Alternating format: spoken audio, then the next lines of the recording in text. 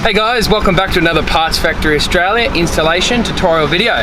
Today I'm back where my roots belong, back on the side of the road doing installation tutorials. Anyone that's followed the channel since the beginning knows that that's where we started, doing install tutorials on the side of the road in Australia in the blistering hot sun. So I've got my trusty cowboy hat on and yeah, I'm gonna jump straight into this one. We're gonna be working on a Mazda 2.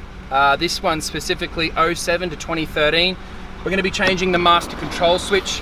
Fairly straightforward job, guys. I'm expecting about 15 minutes to get this entire job done. Maybe a little bit longer for me because I'm dangling off the side of a tow truck, but bear with me with that one.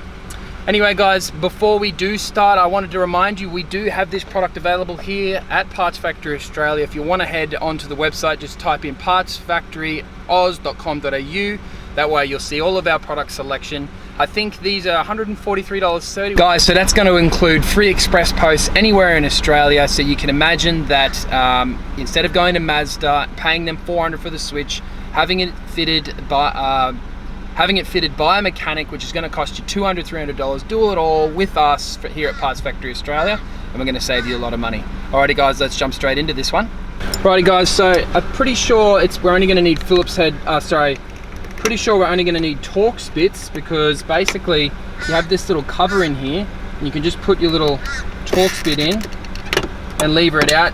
Yeah, it might go for a little fly, but just grab it, stick it out of your way, and then see how there's a Torx bit in there. It's looking like it's going to be a T20. Unscrew that, let it fall, grab it out, stick it on the floor like that. So once you've got the door handle in this position, you just bring it forward and pop it this direction, and this white tab will pop off just like that. Be sitting there, and then of course you'll have one more which you just bring around. I don't know if you can see that, but it does the same thing. It kind of just comes around and then just pops out like that. Basically it's a Z hook. See how it's the shape of a Z? And the Z goes through that hole and then Z's around, so you kind of like Z it out, you know what I mean, in the shape of a Z like that. It's the only way to do it, there's no other way. It's probably the hardest part of the whole job, getting that off. But the rest is very straightforward. You have a little Torx bit in here, which is the same thing again, at T20 I think. Undo that. If you have electric power tools, it's going to speed your job up a lot. But yeah, once you have that loosened, hopefully it just pops out. And at that point, guys, open your door up a bit more. And you kind of just pull the edges like so. And then you actually just lift the door card up into the air. If you can't get it past that, just take that off, it's just clips.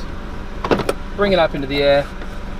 You can have a look behind your door card. You've got a few plugs that go into the master switch. As you can expect, we're going to be undoing that. To speed that up a bit, you can flip your door card upside down. Yes, you're going to lose anything you have in the pocket, so make sure they're cleared out. And just use your little tool and you can just depress these plugs one at a time. One, and there's one here, guys. You just press it in, pull that up, give it a wiggle, and it pops out like that. Right, so the next step, guys, you've got your door card off. Now we're going to undo these 5 or 6 Phillips head screws. So I was wrong, you do need a Phillips head screwdriver. Right guys, so you've done all these Phillips head screws. You can now flip the door card over. And then that means you can now pull this chrome trim off. And hopefully you can just pull. Oh yeah, oh that actually comes off fully. Oh, and you have one more Phillips head here. Notice that little surround now pops down for us. You can pick it up. Of course, we now need to do 1, 2, 3 Phillips head screws, and then this master switch will pop out. We can put our new one back in. Right, so we've got these 3 Phillips heads here.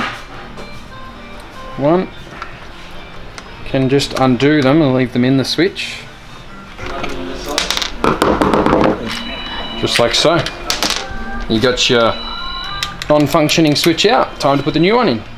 Right guys, as I mentioned in the beginning of the video, Parts Factory Australia stocks this part. That's the one there. As you can see, they are an exact OEM replica. They also include a 3-year warranty, guys, so you really can't go wrong Make sure you check it out. I'll chuck the link in the top of the screen and in the bio of the video. Alrighty, let's put it back in. We're going to just simply plop it in like that, stick it back down. You can grab your 3 Phillips head screws by hand, pop them back in. I'm going to tighten the rear one first. Come back down to the front one. And of course our last third one here. Right, so it's now time to stick it back in our door card, which of course is just the same process in reverse.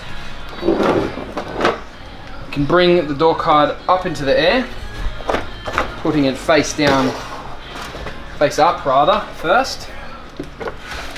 Don't forget you have your little trim piece here, but I believe we're going to put this back in first, like so. It's going to sit there on those 4 locating dowels. You remember that Phillips head that we found at the end? We're going to stick that back in first, nice and tight, as I believe that's one of the main supporting screws. It's now time to put our little trim back on, which of course just pops in one-way clips. Flip it back over. Of course you have those 5 or 6 Phillips head screws to fix it back to the door card. Then it would then be time to stick the door card back onto the door. Alrighty guys, so as you can imagine, we're now going to stick the plugs back in, feed this through the door card and plop it back onto this door card, this door panel rather. So I'm going to do these plugs. Now we'll feed these 2 wires through the door card. Now I'm going to put the window down, which you might not have done that in a while with your broken switch. And then we're going to tuck the door card over the top of that metal part of the door, so it sits on there nice and flush, and then you can hit around the edges and all the little clips go in. Now this is now the hard part, guys. Getting these door handles in is going to be a bit of a challenge. Right, so to get the door handle back in, I've realized that you've got to actually put the door handle back into the clipped area, and then feed it through the door card. Right, so I've clipped these back on, white on the bottom, black on the top. Now I'm going to feed it through my door card, like so. Yeah, that's definitely the way to do it. You do not want to attempt to do it any other way. Then I'm going to pop the door card back over the door itself. And then of course, I've put the door handle back in, swivel around, smack it back in. Now we're back up to where we were. You can actually just pop the door card back on.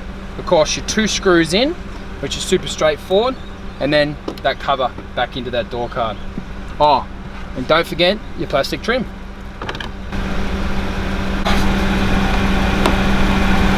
And don't forget the little plastic trim. You just pop it in and clip. All done, guys, super straightforward. Remember, if you're looking for this part, check it in the bio. Oh, and if you can, give this video a thumbs up to let us know you like the content. Thanks guys, I'm Lucas, see you next time.